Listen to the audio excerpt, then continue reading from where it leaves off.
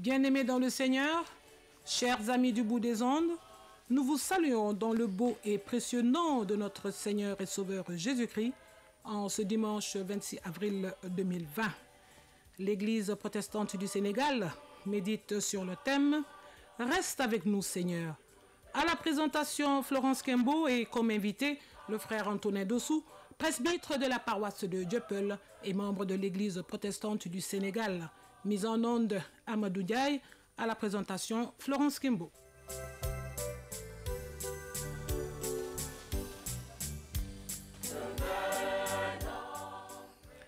Bien-aimés dans le Seigneur, chers auditeurs, le Seigneur nous invite encore ce matin, en ce deuxième dimanche après Pâques, à déposer tous nos soucis, à faire taire les voix multiples qui encombrent notre pensée et notre cœur, et à nous ouvrir à sa grâce.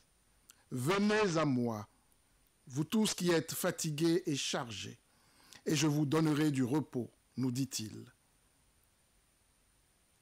Cherchons donc dès maintenant, bien-aimés dans le Seigneur, à entrer dans son repos.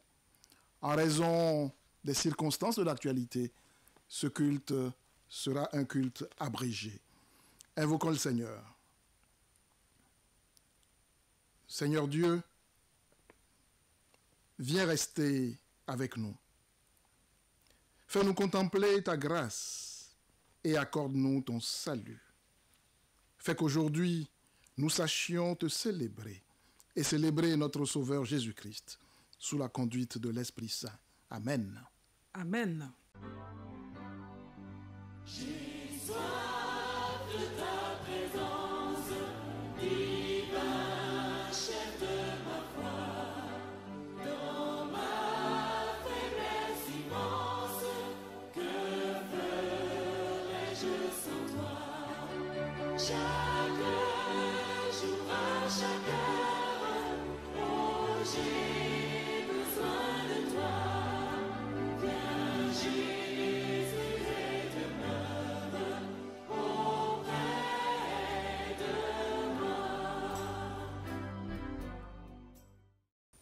Continuons notre louange au Seigneur.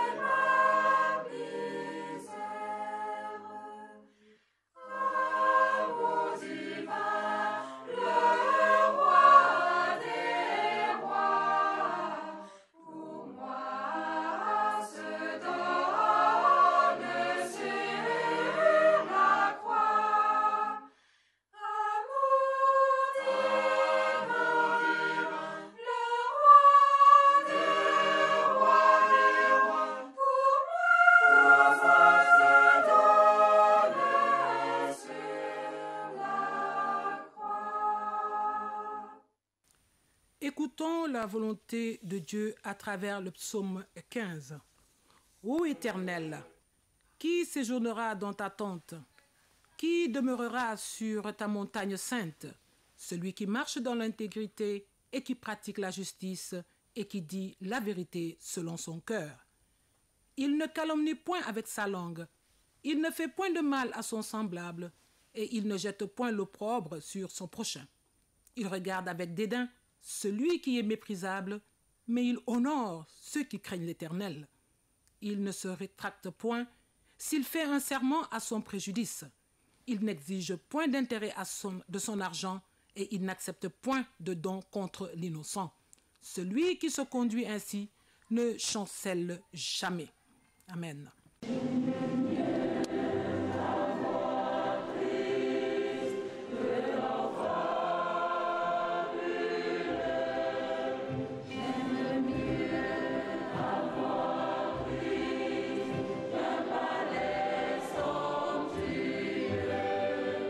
J'aime mieux avoir Christ que la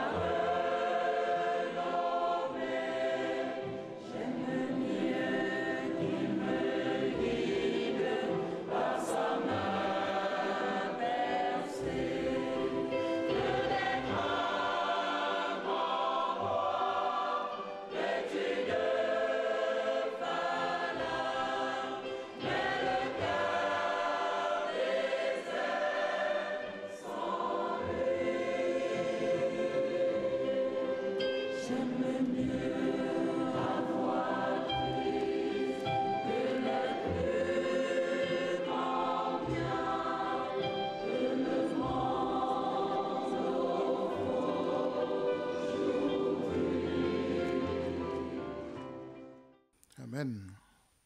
Bien-aimés dans le Seigneur, en présence des exigences de Dieu, nous nous sentons tous coupables.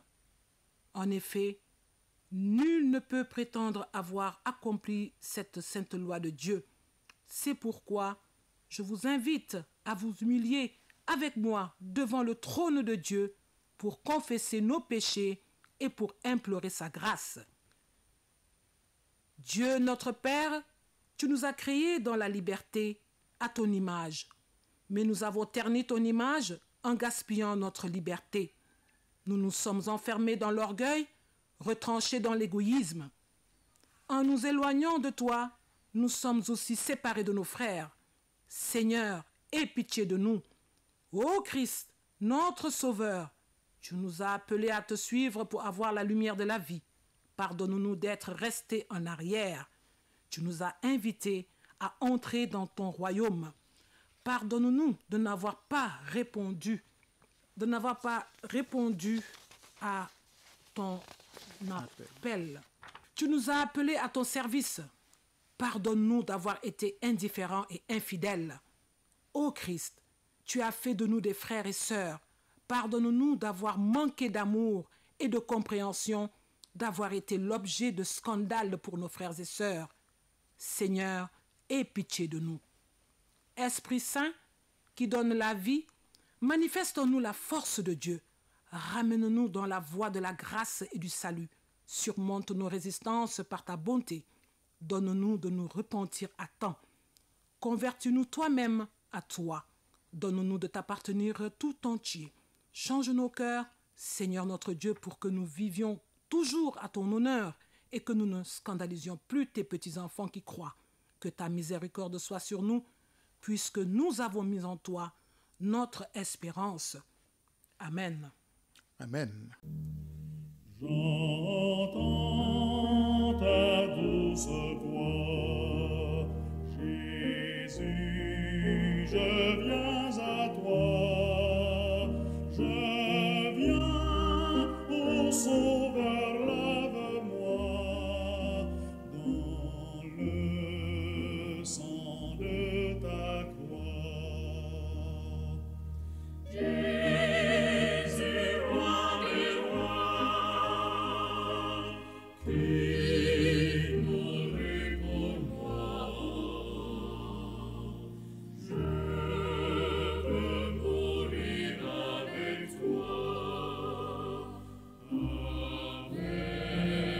toi sur la croix. Écoutons, bien-aimés dans le Seigneur, les paroles de grâce et la déclaration du pardon. Sœurs et frères en Christ, la bonté de Dieu est si grande et son amour pour nous est tel que lorsque nous étions spirituellement morts à cause de nos fautes, il nous a fait revivre avec le Christ. C'est par la grâce de Dieu que vous avez été sauvés au moyen de la foi. Ce salut ne vient pas de vous, il est un don de Dieu. Amen. Amen.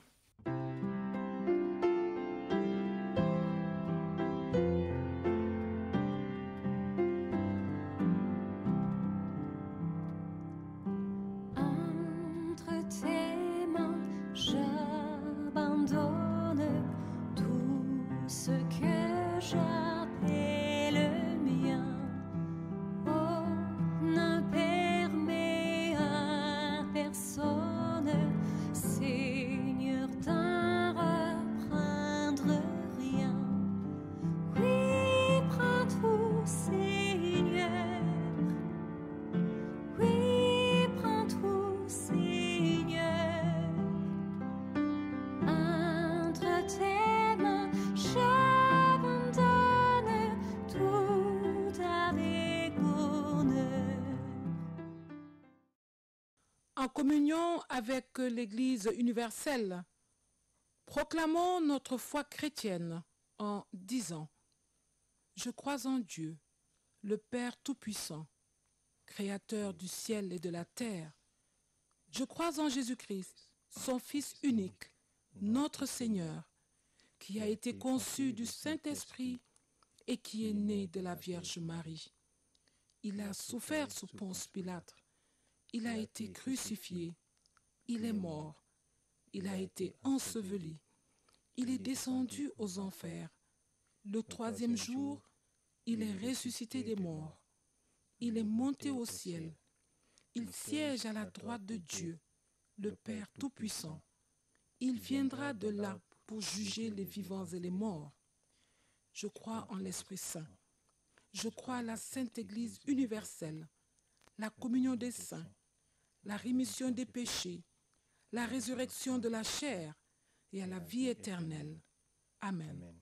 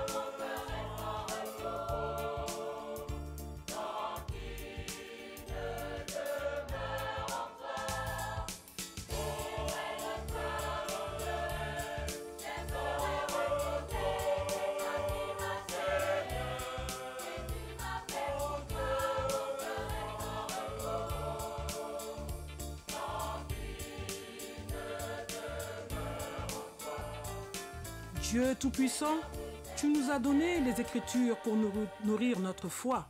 Permets que les paroles que nous allons lire et méditer maintenant se gravent dans nos cœurs et consacrent notre vie à ton service par Jésus-Christ, notre Seigneur. Amen. Amen. Le thème de prédication retenu par l'Église protestante en ce dimanche est « Reste avec nous, Seigneur ». Les trois textes qui viennent en support au thème sont Livre des Actes des Apôtres, chapitre 2, verset 14, puis les versets 22b à 33. La première épître de Pierre, chapitre 1, les versets 17 à 21. Enfin, l'Évangile selon Luc, chapitre 24, les versets 13 à 35. Nous lirons pour la circonstance uniquement le texte de l'Évangile. Évangile selon Luc, chapitre 24, les versets 13 à 35. Nous lisons. Le même jour, 2 disciples vont à un village appelé Emmaüs. C'est à 2 heures de marche de Jérusalem. Ils parlent ensemble de tout ce qui vient de se passer. Pendant qu'ils parlent et qu'ils discutent, Jésus lui-même s'approche et il marche avec eux. Les disciples le voient, mais quelque chose les empêche de le reconnaître. Jésus leur demande « Vous discutiez de quoi en marchant ?» Alors, les disciples s'arrêtent, ils ont l'air tristes. L'un d'eux, appelé Cléopas, lui répond « Tous les habitants de Jérusalem savent ce qui est arrivé ces jours-ci, et toi seul, tu ne le sais pas ?» Il leur dit « Quoi donc ?»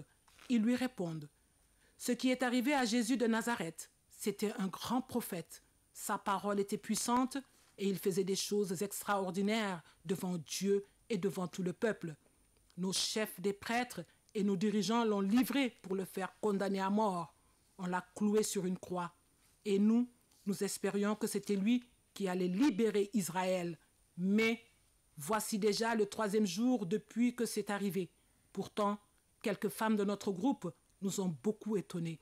Ce matin, très tôt, elles sont allées à la tombe. Elles n'ont pas trouvé le corps de Jésus et elles sont revenues nous dire, des anges se sont montrés à nous. Ils nous ont dit, Jésus est vivant. Quelques-uns de notre groupe sont allés à la tombe.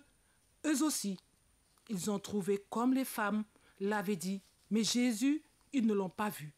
Alors Jésus leur dit, vous ne comprenez rien. Votre cœur met beaucoup de temps à croire ce que les prophètes ont annoncé. Il fallait que le Messie souffre de cette façon et que Dieu lui donne sa gloire. Et Jésus leur explique ce que les livres saints disent à son sujet. Il commence par les livres de Moïse, ensuite il continue pour tous les livres des prophètes. Ils arrivent près du village où les disciples devaient aller. Jésus fait semblant d'aller plus loin, mais les deux hommes lui disent en insistant, « Reste avec nous, c'est le soir et bientôt il va faire nuit. » Jésus entre dans la maison pour rester avec eux. Il se met à table avec eux. Il prend le pain et dit la prière de bénédiction. Ensuite, il partage le pain et il leur donne. Alors, les disciples voient clair et ils reconnaissent Jésus. Mais au même moment, Jésus disparaît. Ils se disent l'un à l'autre, « Oui, il y avait comme un feu dans notre cœur pendant qu'il nous parlait sur la route et nous expliquait les livres saints. » Ils se lèvent et ils retournent tout de suite à Jérusalem. Ils arrivent dans la ville, là où les 11 disciples et tous les autres sont réunis. Tous disent aux 2 disciples, « C'est bien vrai, le Seigneur s'est réveillé de la mort. Simon l'a vu. » Les 2 disciples leur racontent ce qui s'est passé sur la route et ils disent, « Nous avons reconnu Jésus quand il a partagé le pain. » Amen. La prédication sera assurée par le frère Antonin Dossou. Mes sœurs, mes frères en Christ, chers auditeurs, en ce temps de pandémie de Covid-19 qui nous contraint à un quasi-confinement, la liste des déceptions qui s'accumulent, petites ou dramatiques, est bien longue. En effet, nos espoirs individuels sont douchés les uns après les autres. Voyages reportés, fêtes annulées, des proches rappelés à Dieu que nous n'avons pas pu accompagner à leur dernière demeure. Les espoirs collectifs sont aussi en berne. Par exemple, les stratégies de développement économique, de même que les actions pour l'amélioration du bien-être des populations sont remises à plus tard, à beaucoup plus tard. L'atmosphère ambiante est donc à la morosité. Voilà pourquoi, avec le thème « Reste avec nous, Seigneur », l'Église protestante du Sénégal veut nous rappeler la solution à nos désillusions diverses, particulièrement en cette période anxiogène. Cette solution, mes sœurs, mes frères, c'est la présence de Christ dans nos vies. En effet, avec le ressuscité rejoignant les 2 disciples désabusés sur le chemin d'Emmaüs, l'évangile de ce dimanche rencontre nos désillusions du moment. Comme Cléopas et son compagnon, nous sommes tristes parce que nous nous retrouvons plus fragiles que nous ne le pensions, parce que nos politiques de santé ne nous protègent pas vraiment, finalement, parce que des millions de gens dans le monde souffrent et vont souffrir longtemps encore des conséquences économiques et sociales de la crise du Covid-19. Bien-aimés dans la foi, le cheminement de Christ avec les 2 disciples nous permet de tirer des leçons pour notre vie spirituelle. En effet, Jésus vient d'être crucifié à Jérusalem. Les 2 disciples partent de là pour aller à Emmaüs, 10 km à pied, environ 2 heures de marche. Ils sont 2. À 2, c'est plus rassurant. Pourtant, ils ont quand même peur. À Jérusalem, on pourchasse tous les anciens disciples de Jésus.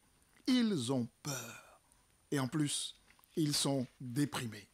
Avec la mort de Jésus, tous les espoirs ont été réduits à néant.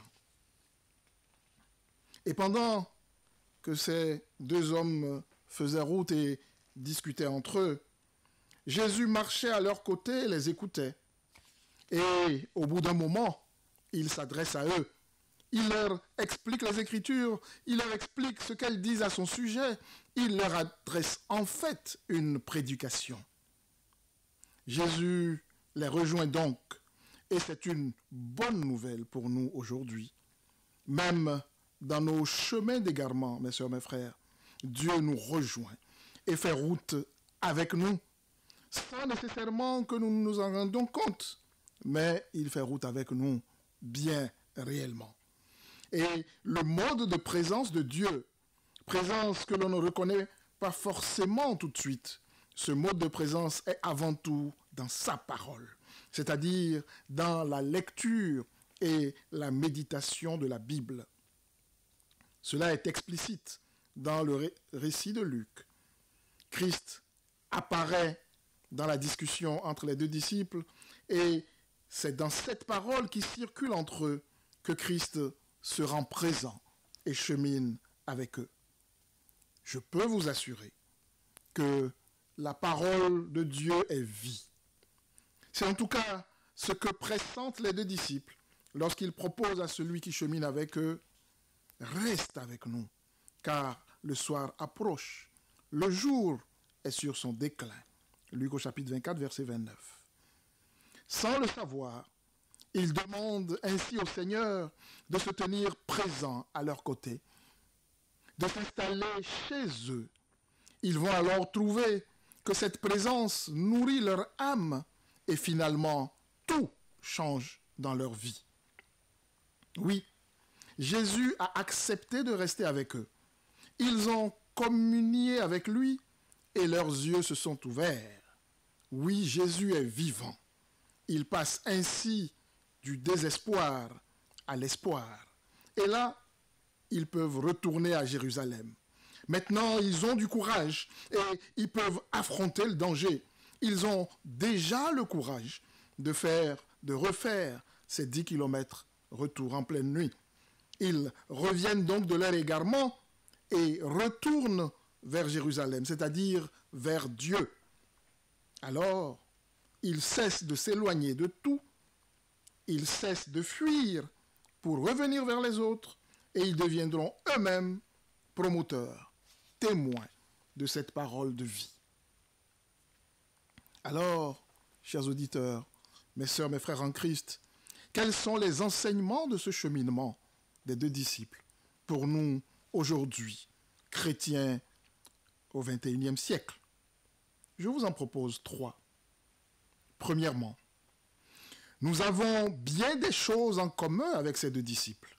Nous avons en commun notamment ce même découragement, surtout en cette période de crainte et de doute que nous traversons du fait de la pandémie du Covid-19. Il nous arrive parfois de nous sentir seuls, fatigués, découragés, déprimés dans un monde hostile. Je vous le dis, personne n'est à l'abri de tels moments. Moments de déception, moments de découragement. Je suis persuadé qu'il y a des moments dans votre existence où vous avez eu l'impression que Dieu était à des milliers de kilomètres de vous, alors qu'en réalité, il était là, juste à côté de vous, mais invisible à vos yeux et à votre âme.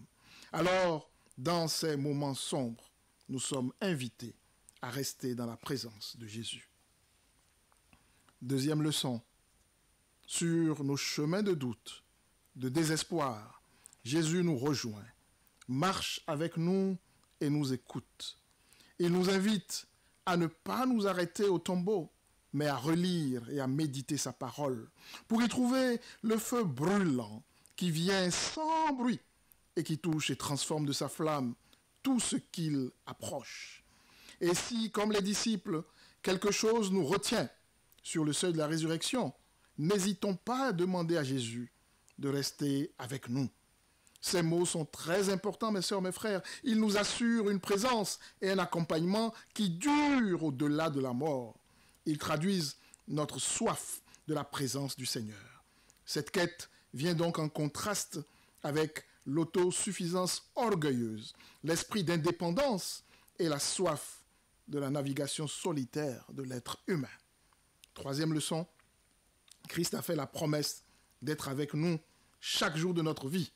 Matthieu 28, 20, Jean 14, verset 18, Actes des Apôtres 18, verset 9. Le récit des deux disciples d'Emmaüs nous rappelle non seulement que Christ est vivant et ressuscité, mais aussi qu'il veille sur nous. Il est là, même si nous ne le voyons pas, même si notre cœur attristé par les soucis, le chagrin et les difficultés est empêché de le voir. Oui, chers auditeurs, reste avec nous, Seigneur, doit être une assurance ne souffrant d'aucun doute dans notre vie. C'est ce que nous enseigne ce texte d'origine américaine dont je vous fais une lecture rapide. Il est intitulé « Les empreintes dans le sable ». Une nuit, un homme fit un rêve. Il se voyait marcher sur une plage en compagnie du Seigneur. À travers le ciel se succédèrent alors des scènes de vie. Pour chacune d'elles, 2 empreintes de pas différentes s'imprimaient sur le sable. L'une correspondait à ses pas, l'autre à ceux du Seigneur. Quand la dernière scène disparut, il regarda la trace de tous les pas sur le sable. Il remarqua alors que bien souvent, il ne distinguait qu'une seule empreinte de pas. C'était précisément lors des circonstances les plus tristes et les plus éprouvantes de sa vie. Il en fut très troublé et il interrogea le Seigneur. « Seigneur, tu as dit que dès que je déciderai de te suivre, tu serais toujours avec moi sur la route. Mais voici que durant les jours les plus sombres de ma vie, il n'y a qu'une trace de pas dans le sable. Je ne comprends pas pourquoi tu m'as laissé quand j'avais le plus besoin de toi. » Le Seigneur lui répondit alors, « Mon fils, mon enfant précieux, je t'aime et je ne te laisserai jamais. Durant les temps d'épreuve et de souffrance, quand tu ne voyais qu'une seule trace de pas, c'est parce que alors je te portais. » Fin de citation. Chers auditeurs, bien-aimés dans la foi, nous devons retenir que sur notre chemin d'Emmaüs, ou sur les rivages où nous laissons les empreintes dans le sable, le Seigneur s'invite dans nos vies. Il marche avec nous et nous porte quand la route est trop pénible pour nous. Dieu ne nous abandonne jamais. C'est lui, c'est nous qui le perdons de vue. C'est nous qui le perdons de vue. Au total, ma sœur en Christ, Dieu te veut heureuse. Mon frère en Christ, Dieu te veut heureux. Oui, chers auditeurs, Dieu nous veut tous heureux. C'est le sens de tout l'évangile. Il ne désire pas que nous nous enfermions dans nos échecs et dans nos tristesses, même s'il est inévitable que nous en fassions l'espérance. Pour cela, il attend que nous lui disions simplement « Reste avec nous, Seigneur ». Que l'Esprit Saint nous inspire pour mieux apprécier la présence du Seigneur dans nos vies, mes sœurs, mes frères. Présence qui mène de l'échec au bonheur. Amen. Amen.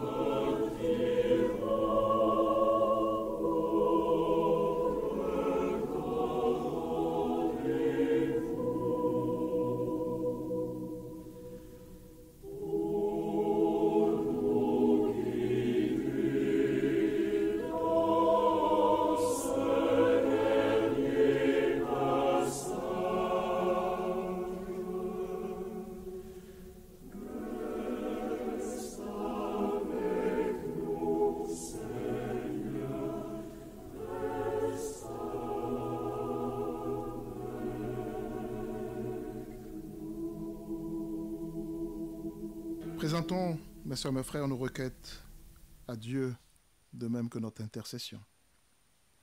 Dieu Tout-Puissant, Père Céleste, toi qui as promis d'exaucer les prières que nous t'adresserions au nom de ton Fils, donne-nous un cœur qui garde ta parole.